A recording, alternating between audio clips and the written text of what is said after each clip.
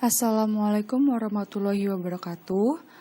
Kami dari kelompok 12 akan mempresentasikan mengenai materi akuntansi penghimpunan dana dan jasa lainnya dengan anggota kelompok Juliana Elizabeth 1910-10-40-05, lalu Triani Suciani 1910-10-40-12, Kurnia Ratnasari 1910-10-40-40, dan Ahmad Prabowo 1910-10-4111. Penghimpunan dana pada perbankan syariah. Penghimpunan dana adalah suatu kegiatan usaha yang dilakukan bank untuk mencari dana kepada pihak deposan yang nantinya akan disalurkan kepada pihak kreditur dalam rangka menjalankan fungsinya sebagai intermediasi antara pihak deposan dengan pihak kreditur. Penghimpunan dana masyarakat di perbankan syariah menggunakan instrumen yang sama dengan instrumen penghimpunan dana pada perbankan konvensional, yaitu 1. Giro. Giro adalah simpanan masyarakat pada bank yang penarikannya dapat dilakukan setiap saat selama saldo simpanan masih ada dengan menggunakan cek, surat perintah pembayaran lainnya, dan biliet giro atau surat perintah pemindah bukuan.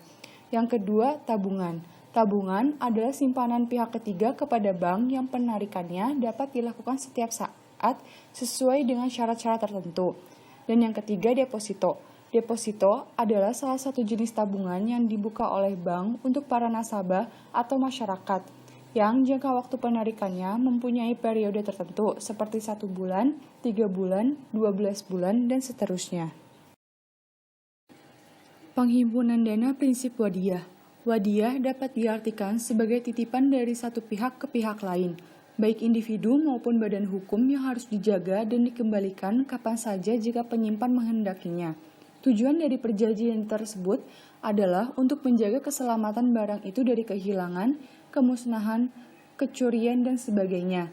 Yang dimaksud dengan barang di sini adalah suatu yang berharga seperti uang, dokumen, surat berharga, dan barang lainnya yang berharga di sisi Islam. Rukun yang harus dipenuhi dalam transaksi dengan prinsip wadiyah yaitu 1. Barang yang dititipkan, 2. Orang yang menitipkan atau penitip, 3. Orang yang menerima titipan atau penerima titipan, dan 4. Ijab qabul. Jenis penghimpunan dana prinsip wadiyah. Wadiyah terdiri dari 2 jenis, yaitu yang pertama, wadiyah yada al-amanah, merupakan titipan murni. Barang yang dititipkan tidak boleh digunakan atau diambil manfaatnya oleh penitip. Sewaktu titipan dikembalikan harus dalam keadaan utuh, baik nilai maupun fisik barangnya. Jika selama dalam penitipan terjadi kerusakan, maka pihak yang menerima titipan tidak dibebani tanggung jawab. Sebagai kompensasi atas tanggung jawab pemeliharaan, dapat dikenakan biaya penitipan.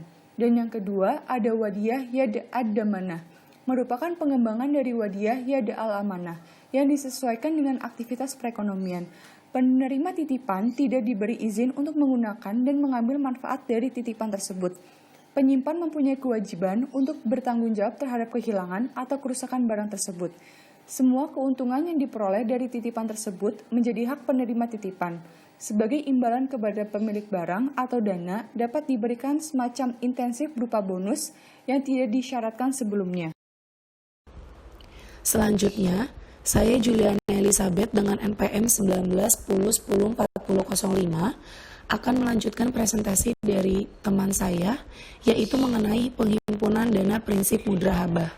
Dalam mengaplikasikan prinsip mudrahabah, penyimpan atau deposan bertindak sebagai syahibul, ma'al atau pemilik modal, dan bank sebagai mudarib atau pengelola. Dana tersebut digunakan bank untuk melakukan mudrabahah atau ijarah. Dapat pula dana tersebut digunakan bank untuk melakukan mudrahabah kedua.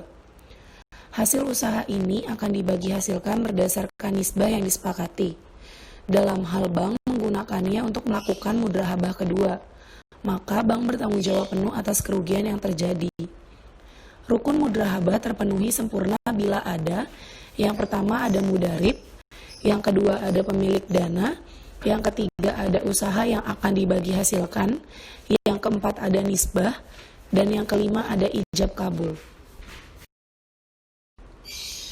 Jenis penghimpunan dana prinsip mudrahabah berdasarkan kewenangan yang diberikan oleh pihak penyimpan dana Prinsip mudrahabah terbagi menjadi dua, yaitu yang pertama, mudrahabah mutlakah atau investasi tidak terikat. Mudrahabah mutlakah merupakan salah satu produk dari musyarakah, di mana dana merupakan 100% milik bank. Dana ini dapat digunakan untuk kegiatan usaha nasabah sesuai kehendak nasabah. Bank yang memiliki produk seperti ini harus betul-betul selektif dalam memilih calon debitur atau nasabah. Karena resiko yang ditanggung bank adalah 100% dari dana yang disalurkan. Oleh karena itu, biasanya produk mudrahabah terkait dengan proyek-proyek singkat yang berasal dari pemerintah atau perusahaan yang kredibel dan nasabah yang kompeten dan terpercaya dalam mengerjakannya. Lalu yang kedua, mudrahabah muqayyadah atau investasi terikat. Perbedaan mudrahabah muqayyadah dengan mutlakah adalah di sisi penggunaan dana yang diterima nasabah. Penggunanya terikat syarat-syarat dari pemilik dana. Waktu dan jenis usaha sudah ditentukan sebelumnya. Bank mempertemukan pemilik dana dan calon debitur atau nasabah dan memfasilitasi pencairan dana dan penerimaan angsuran modal dan bagi hasil dari nasabah. Bank akan mendapatkan jasa atau fee dari kegiatan ini. Lalu selanjutnya, terdapat skema penghimpunan dana pada perbankan syariah. Mekanisme kerja pada masing-masing instrumen penghimpunan pada bank syariah berbeda dengan instrumen penghimpunan pada bank konvensional. Perbedaan mendasar mekanisme kerja instrumen penghimpunan syariah terletak pada tidak adanya bunga yang lazim digunakan di bank konvensional. Pada bank syariah, klasifikasi penghimpunan dana tidak didasarkan pada nama instrumen, melainkan berdasarkan prinsip yang digunakan. Berdasarkan Fatwa Dewa Syariah Nasional, prinsip penghimpunan dana yang digunakan dalam bank syariah ada dua, yaitu prinsip wadiyah dan prinsip mudrahabah. Prinsip wadiyah tidak menggunakan bagi hasil, tapi menggunakan sistem bonus dengan produknya giro dan tabungan. Sedangkan prinsip mudarabah menggunakan sistem bagi hasil dengan produknya tabungan dan deposito. Dari skema di atas, dapat diketahui bahwa mekanisme penghimpunan dana baik giro, tabungan atau deposito pada bank syariah hanya mengenal dua jenis, yaitu mekanisme wadiyah atau titipan dan mekanisme mudarabah atau bagi hasil. Di dalam deposito mudarabah atau uang yang diinvestasikan ada dua pilihan, yaitu memberikan pembatasan atau muqayyadah atau memberikan keleluasan mutakalah bagi bank syariah. Perbedaannya adalah pada pembatasan bagi bank syariah untuk menggunakan dana yang diinvestasikan nasabah. Jika memilih mudarabah muqayyadah, maka kalian dapat memberikan batasan-batasan kepada bank syariah dalam mengelola uang yang diinvestasikan. Batasan tersebut dapat berupa jenis usaha apa yang ingin dibiayai. Sedangkan mudarabah mutakalah adalah kalian sebagai nasabah tidak dapat memberikan batasan-batasan kepada bank syariah dalam mengelola dana investasi. Sehingga bank syariah bebas mau memilih jenis usaha apa yang ingin dibiayai. Wadiyah. Wadiyah dapat diartikan sebagai titipan murni dari suatu pihak ke pihak lain, baik pihak itu bersifat individu maupun badan hukum, yang mana titipan tersebut harus dijaga dan dikembalikan kapan saja si penitip menghendakinya. Dari Abu Hurairah meriwayatkan bahwa Rasulullah SAW bersabda, "Sampaikanlah atau tunaikanlah amanat kepada yang menerimanya dan jangan membalas khianat kepada orang yang telah mengkhianatimu." Dalam penerapannya, pada perbankan syariah terdapat dua macam wadiyah, yaitu yang pertama, wadiyah yad al-amanah. Wadiyah yad al-amanah adalah wadiyah dengan pihak penerima tidak boleh menggunakan dan memanfaatkan uang atau barang yang dititipkan. Pihak penerima titipan dapat membebankan biaya kepada penitip sebagai biaya penitipan. Kemudian yang kedua adalah wadiyah yad al-amanah, adalah wadiyah yang dapat dimanfaatkan oleh bank sebagai penerima simpanan untuk tujuan current account atau giro, dan saving account atau tabungan berjangka, dengan tujuan untuk mendapatkan bagi hasil dari pengguna dana dan pemberian insentif kepada nasabah. Adapun skema Waqdiyah yaitu sebagai berikut. Yang pertama, skema Waqdiyah Yad al-Amanah. Nasabah atau muwadi sebagai penitip menitipkan barangnya kepada bank atau mustauda yang memiliki peran sebagai penyimpan atas jasanya dalam menjaga dan menitipkan barang yang dimiliki oleh nasabah atau muwadi. Bank melakukan membebankan biaya penitipan kepada nasabah atau muwadi atau penitip, di mana biaya penitipan tersebut akan dibebankan di rekeningnya setiap bulannya dengan jumlah tertentu. Kemudian untuk skema Waqdiyah Yad al-Dhamanah memiliki skema yang hampir sama dengan Waqdiyah Yad al-Amanah. Yang pertama, nasabah atau muwadi sebagai penitip menitipkan sejumlah dananya kepada bank atau mustauda sebagai penyimpan. Kemudian karena dalam Waqdiyah Yad al-Dhamanah ini dana dapat digunakan oleh bank untuk tujuan tertentu, maka bank dapat menggunakan dananya untuk berinvestasi pada dunia usaha. Kemudian dari aktivitas investasi tersebut, bank akan mendapatkan bagi hasil. Dari bagi hasil tersebut, bank akan memberikan bonus berupa insentif kepada nasabah yang menitipkan dananya di bank tersebut. Qard adalah pemberian harta kepada orang lain yang dapat ditagih atau diminta kembali, atau dengan kata lain meminjamkan tanpa mengharapkan imbalan. Transaksi qard diperbolehkan oleh para ulama berdasarkan hadis riwayat Ibnu Majah dan ijma ulama. Akad qard biasanya dilakukan untuk beberapa hal berikut. Pertama, sebagai produk pelengkap kepada nasabah yang telah terbukti loyalitas dan bonafiditasnya, yang membutuhkan dana talangan segera untuk masa yang relatif pendek. Kemudian sebagai fasilitas nasabah yang memerlukan dana cepat sedangkan ia tidak bisa menarik dananya. Yang terakhir, sebagai produk untuk menyumbang usaha yang sangat kecil atau membantu sektor sosial, yang biasanya dinamakan dengan Al-Qard Al-Hasan. Qard juga memiliki beberapa manfaat, yaitu yang pertama, memungkinkan nasabah yang sedang dalam kesulitan mendesak untuk mendapat talangan jangka pendek. Yang kedua, ciri pembeda antara bank syariah dan bank konvensional yang di dalamnya terkandung misi sosial di samping misi komersial. Kemudian yang terakhir, adanya misi sosial ke masyarakat ini akan meningkatkan citra baik dan meningkatkan loyalitas masyarakat terhadap bank syariah tersebut. Kemudian, Qard memiliki skema sebagai berikut. Bank dan nasabah melakukan perjanjian pembiayaan dengan melakukan akad Qardul Hasan pada permulaannya. Kemudian, bank sebagai penyedia dana 100% yang dapat digunakan untuk proyek usaha. Kemudian di sini nasabah berlaku sebagai tenaga kerja atau pengelola dana dari bank. Kemudian perjanjian pembiayaan dengan akad Qardul Hasan sebagai modal usaha maupun untuk keperluan mendesak lainnya.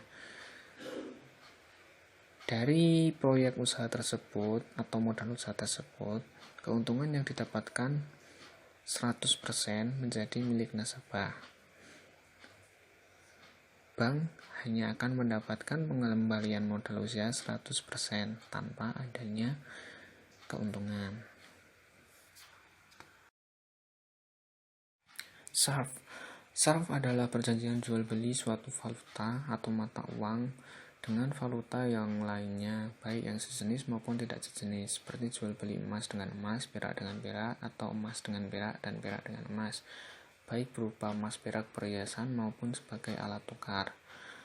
Akad sarf termasuk salah satu akad jual beli yang dibolehkan sesuai firman Allah dalam surat Al-Baqarah ayat 275.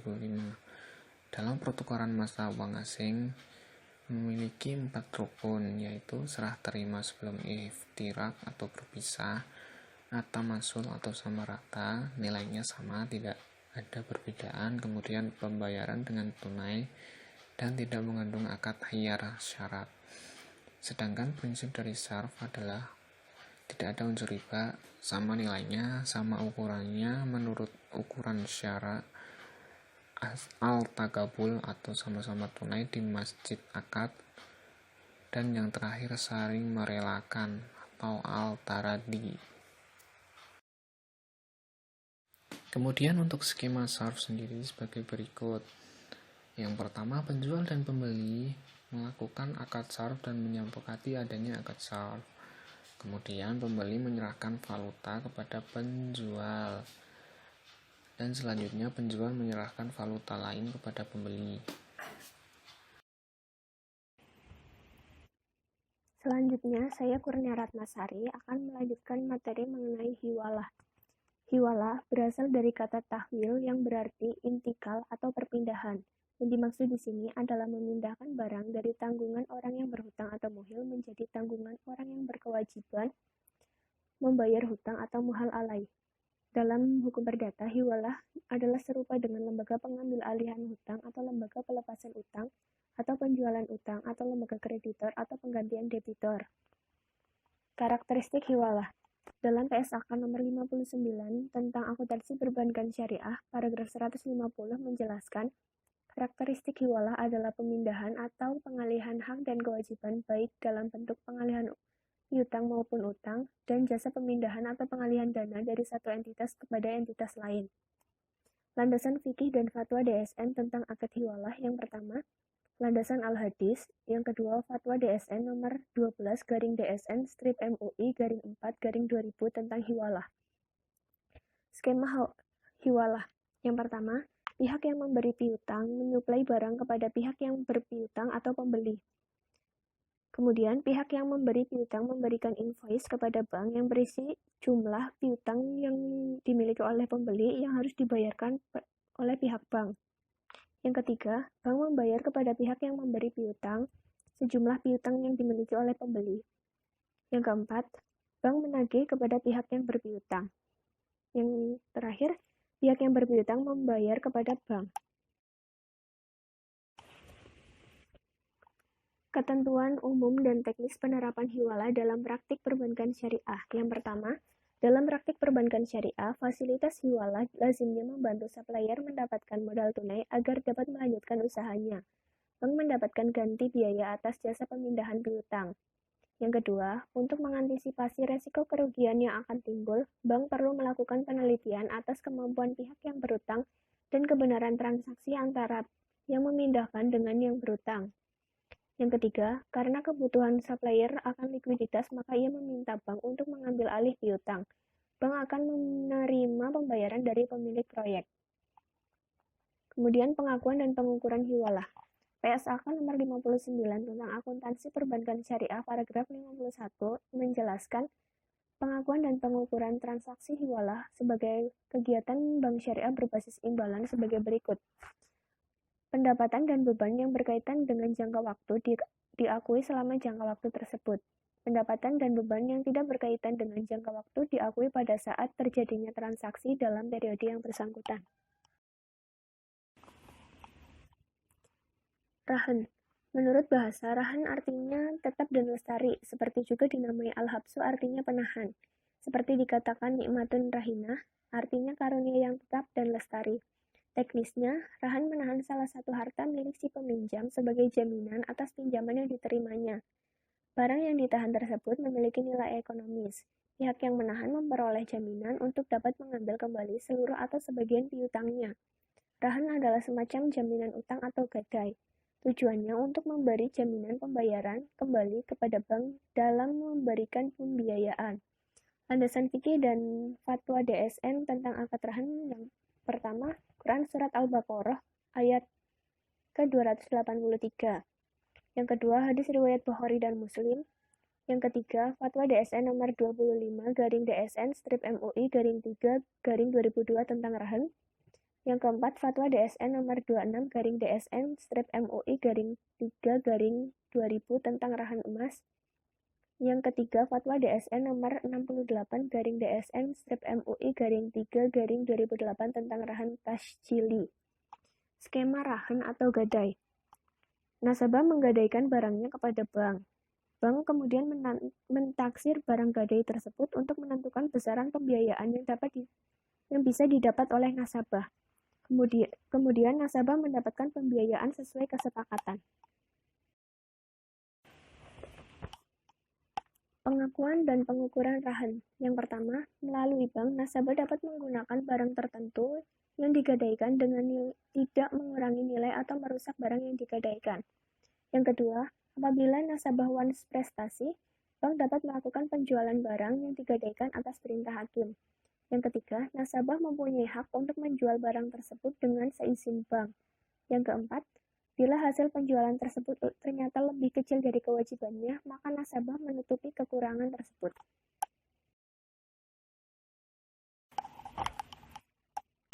Kemudian wakalah. Wakalah berarti menyerahkan, pendelegasian atau pemberian mandat. Dalam bahasa Arab, hal ini dipahami sebagai al-tahwid. Wakalah adalah pelimpahan kekuasaan oleh orang sebagai pihak pertama kepada orang lain sebagai pihak kedua dalam hal-hal yang diwakilkan. Pihak kedua hanya melaksanakan sesuatu sebatas kuasa yang diberikan pihak pertama. Namun semua resiko dan tanggung jawab atas dilaksanakannya perintah tersebut sepenuhnya menjadi tanggung jawab pihak pertama atau pemberi kuasa. Karakteristik wakalah. Menurut PSAK nomor 59 tentang akuntansi perbankan syariah paragraf 150 menjelaskan karakteristik wakalah adalah akad pemberian kuasa dari muwakil atau pemberi kuasa atau nasabah kepada wakil atau penerima kuasa atau bank untuk melaksanakan suatu taukil atau tugas atas nama pemberi kuasa. Landasan fikih dan fatwa DSN tentang akad wakalah. Yang pertama, Quran Surat Al-Kahfi ayat 19 dan Quran Surat Yusuf ayat 55. Kemudian, hadis riwayat Malik dan fatwa DSN nomor 10-DSN-MUI-4-2000 tentang wakalah. Skema wakalah. Nasabah dan investor melimpahkan objek atau urusan tugas berupa agensi, administration, collection, payment, co-arranger, ranger, letter of credit, atau berupa taukil kepada pihak bank. Pihak bank dalam hal ini berfungsi sebagai wakil dari para nasabah untuk melakukan dan bertindak untuk dan atas nama dan kepentingan nasabah, melakukan penagihan maupun pembayaran.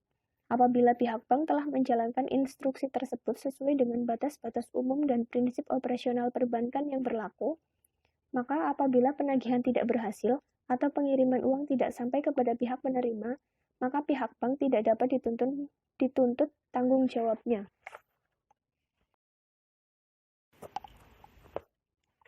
Aplikasi wakalah dalam praktik perbankan antara lain, yang pertama, clearing, yang kedua, inkaso, yang ketiga, transfer dalam negeri maupun luar negeri, yang keempat, commercial documentary collection, yang kelima, financial documentary collection.